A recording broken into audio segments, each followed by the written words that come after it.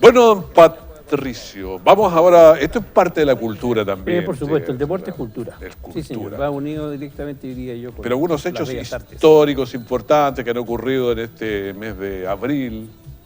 Bueno, el 8 de abril fallece un gran cultor y pintor español, Don Pablo.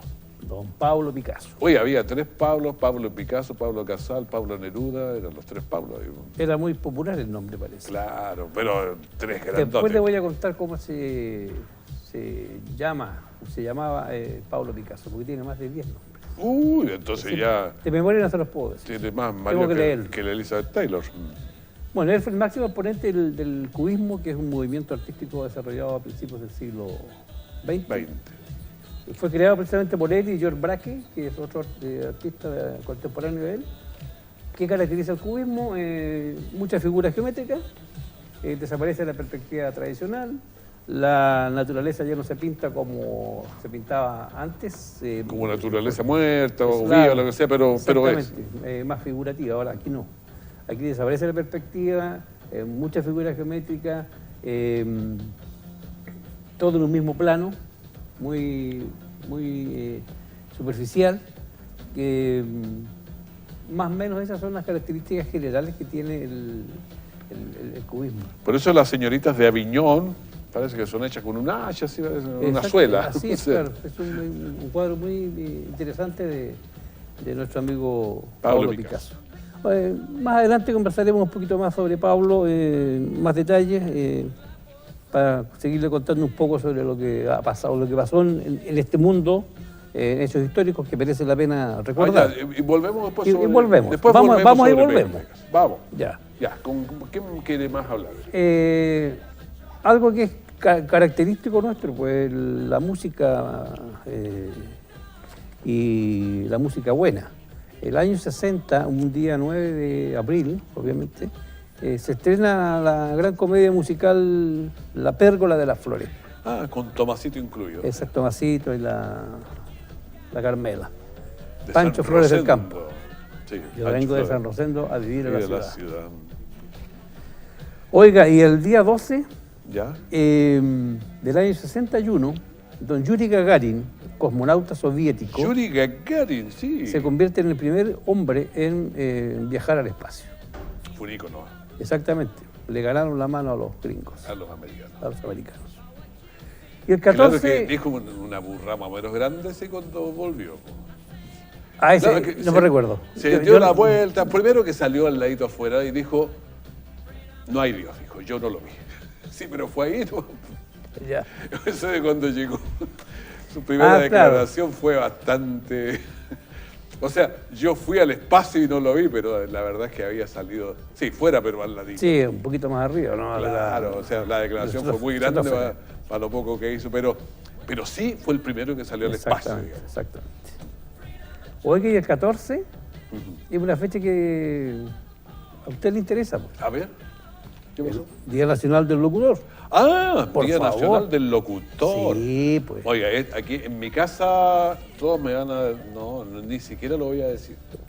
¿No le van a dar permiso para que celebre? No, lo que pasa es que siempre me dicen, oye, pero el día del periodista, el día de la prensa, Sí, el señor. día de no sé cuántas cosas, pero llevamos como 10 días ya, entonces me dicen, no, ya te fue. ¿Qué día para no celebrarte? Porque, Exactamente, que a ustedes no les faltan días como para No. hacer fiesta, pues. claro, A los que comunicadores. Partimos con el día de la prensa, el día de la libre expresión, el día del periodista. No, sí, tenemos hartos. Yeah. Y el Día de las Américas. El día del... Ahí están los chiquillos, ¿eh? Claro que estas imágenes tienen ya como 10 años ya. Oye, vamos a tener que cambiar las imágenes. Hoy Bueno. se las hayan cambiado estos días, pero ¿Sí? algo les pasa. Ya, mira esa. Yo en ese tiempo tenía el pelo blanco, mira. No, ahora... Habría algunas tonalidades oscuras en su cabello ahí. Sí, todavía había. Raúl. Oye, pero está bien. Es el día del locutor. ¿El 14 me dijiste? El 14, sí, Ya, señor. vamos a celebrarlo. Ya. Oiga, volvamos a Picasso. Volvamos a Picasso. Ya. Ya. ¿Qué me quiere contar de Picasso? Bueno, Picasso tiene es uno de los precursores del arte moderno, ¿ya?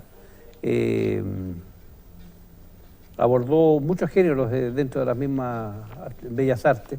No solamente él era pintor, sino que también era escultor, hacía dibujo, grabado, incluso incursionó en la literatura, diseñaba vestuario para obras de teatro, Era bien. diseñaba escenografías para obras teatrales. Ahí está la señorita de Aviñón. Exactamente. Esas son un poco más figurativas, está dentro del cubismo, pero yo no diría que, yo no sé si todavía, no recuerdo cuándo pintó Era bonita la señoritas señorita de Aviñón, de Viñón. pero ya iba camino a. ¿Ya? ¿Sabes? Leía yo a ver, no me acuerdo en cuál de los libros, pero Francis Schaeffer decía que se podía ver, creo que era, se me olvidó el libro, pero en uno de los libros de arte que escribió, decía que uno podía seguir la vida de Picasso mirando sus obras, cuando se peleaba con la mujer, cuando pasaba, porque le influía mucho en su vida. Es que él tiene muchas etapas, muchos periodos dentro de su pintura. Sí. El Pero periodo decía, rosa, si uno sigue la vida de Picasso y así pinta después, influye demasiado sus vivencias. La emotividad. Por la Huyendo de la razón se llama el libro, señor. Me acordé. Francis Schaeffer, si lo quiere buscar, ese libro debe estar en internet, me imagino yo. Yo lo tengo físico, pero ahí está la idea de cómo sigue la vida de Picasso, de dedicarlo a las 2 hojas por ahí. Ya. Bien, dentro de las obras que produce Picasso hay una que es muy importante y que yo creo que lo caracteriza, que es un cuadro que se llama Guernica o Guernica, y que es un cuadro que él pinta por encargo en el año 37. Ya.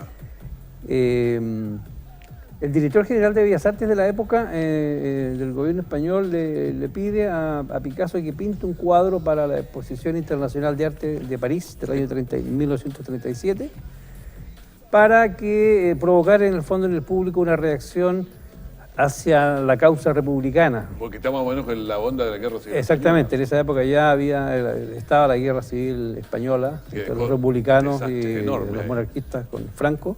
Ya. Y entonces él, con el motivo del bombardeo a Guernica por las fuerzas aéreas italianas y alemanas a pedido de Franco, entonces eso le da a él el momento de inspiración para pintar. Pero el cuadro no se caracteriza por mostrar lo que pasó en el bombardeo, que fue el 26 de abril del año 37. Entonces, él pinta este cuadro que es más bien de tipo simbólico, no es un cuadro narrativo, se encuentra en el Museo Nacional Reina Sofía en Madrid, en España. ¿Es grande? ¿Lo has visto, me imagino? Sí, yo lo vi, tuve la suerte de verlo, lo he visto en varias oportunidades, felizmente, y es un cuadro monumental, un cuadro que mide más o menos unos 3,50 metros de alto por unos 7,80 metros de ancho. Ah, es eso. No, es gigante, es un óleo sobre tela. Y ahí ya hay cubismo puro. Él lo pinta en tonos blancos y negros y varias tonalidades de grises. Se nota, no aparece en pantalla, pero yo lo tengo por aquí. Ahí está. Ya, ahí está. Una parte. Ya. Ahí sí. La estructura del cuadro es semejante a un tríptico. Al centro tú ves el caballo y una mujer con una lámpara en la mano, al lado derecho, una casa en llamas y una mujer llorando, clamando al cielo, y a la izquierda tenemos a ver, ¿dónde está? un toro Ya, y una mujer con un bebé, con su hijo muerto. ¿Ya? Aquí es simbólico. Exactamente, es muy simbólico porque en el fondo lo que él pretende demostrar ahí es los horrores que provoca la guerra en el ser humano. Si uno lo ve con más detalle, hay figuras geométricas, ahí hay un triángulo. En la escena central se ve el triángulo que en su base está el caballo muerto con el soldado muerto a sus pies abajo.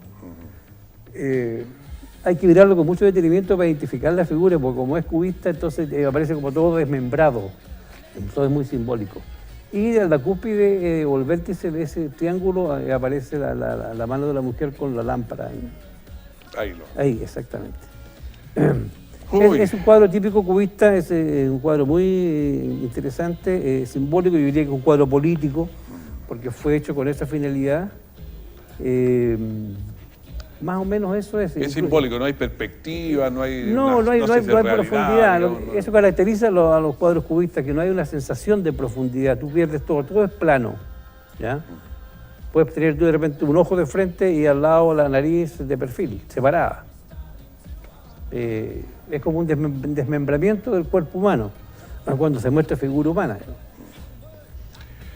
Interesante porque el cubismo como para, no sé, personajes sin la capacidad que tú tienes de análisis, todo uno ve, claro, le falta perspectiva, qué es lo que es esto, pero se empieza a interpretar, conocer la historia, por qué fue hecho por encargo en el fondo. Claro.